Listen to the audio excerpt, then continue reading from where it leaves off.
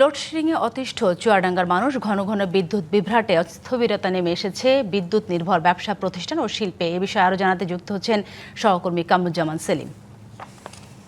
সেলিম, মাত্রই আমরা খবরে বলছিলাম প্রায় কোনো পল্লী এলাকায় 15 ঘন্টারও বেশি বিদ্যুৎ থাকছে এবং এতে করে খুব স্বাভাবিকভাবে স্থবির হয়ে পড়েছে জনজীবন, শিল্প উৎপাদন ব্যাহত হচ্ছে। আপনি চুয়াডাঙ্গায় আছেন, কি অবস্থা দেখতে পাচ্ছেন? কি বলছে পল্লী বিদ্যুৎ কেন্দ্র থেকে এই অবস্থা নিয়ে? সাথী, আসলে আপনি ঠিকই বলেছেন। শহরে কিন্তু গতকালের আগ পর্যন্ত প্রতিদিন কিন্তু বিদ্যুতের যে চাহিদা সদর উপজেলায় সেটি ছিল 20 মেগাওয়াট। তার বিপরীতে কিন্তু 12 থেকে 15 মেগাওয়াট বিদ্যুৎ তারা কিন্তু সরবরাহ করতে পারছিল। তার এই কারণে কিন্তু সাধারণ মানুষের যে জীবনযাপন সেটি কিন্তু একেবারে ব্যাহত হচ্ছিল। এর কিন্তু বিপরীত চিত্র আমরা দেখেছি গ্রাম অঞ্চলে কিন্তু দিনের বেলা কোনো রকম 1 থেকে 2 ঘন্টা বিদ্যুৎ থাকলেও রাতের বেলায় কিন্তু আরো ভয়াবহ চিত্র। রাতের বেলা 1 থেকে 2 ঘন্টা বিদ্যুৎ থাকছে। এতে করে কিন্তু সব গ্রামের যে মানুষ রয়েছে তারা কিন্তু একদিকে প্রচন্ড গরম, অন্যদিকে কিন্তু এই বিদ্যুতের না থাকার কারণে তাদের বেশ ভোগান্তির মধ্যে পড়তে হচ্ছে।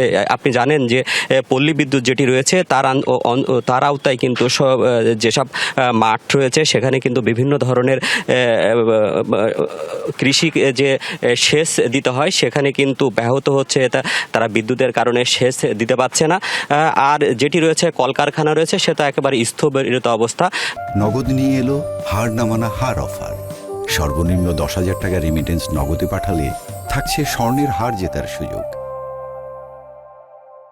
আমরা দিনের বেলায় যেটি দেখেছি, গ্রামে যেটা দেখেছি, 1 ঘন্টা বিদ্যুৎ থাকলে 2 থেকে 3 ঘন্টা কিন্তু বিদ্যুৎ পাওয়া যাচ্ছে না। এতে করে সাধারণ মানুষ কিন্তু একেবারে ক্ষুব্ধ প্রতিক্রিয়া ব্যক্ত করছে। তারা যেটি বলছে, অন্যান্য সময়ের তুলনায় এখন কিন্তু বিদ্যুতের দাম বাড়ানো হয়েছে, তারপরেও কিন্তু সময় মতো বিদ্যুৎ পাওয়া যাচ্ছে না। বিদ্যুতের দাম নিয়েও তাদের মধ্যে বেশ হতাশা রয়েছে। তারা বলছে যে তাদের এক সময় বিদ্যুতের যে বিল থাকতো 500 টাকা, এখন 1000 টাকা দিতে হচ্ছে।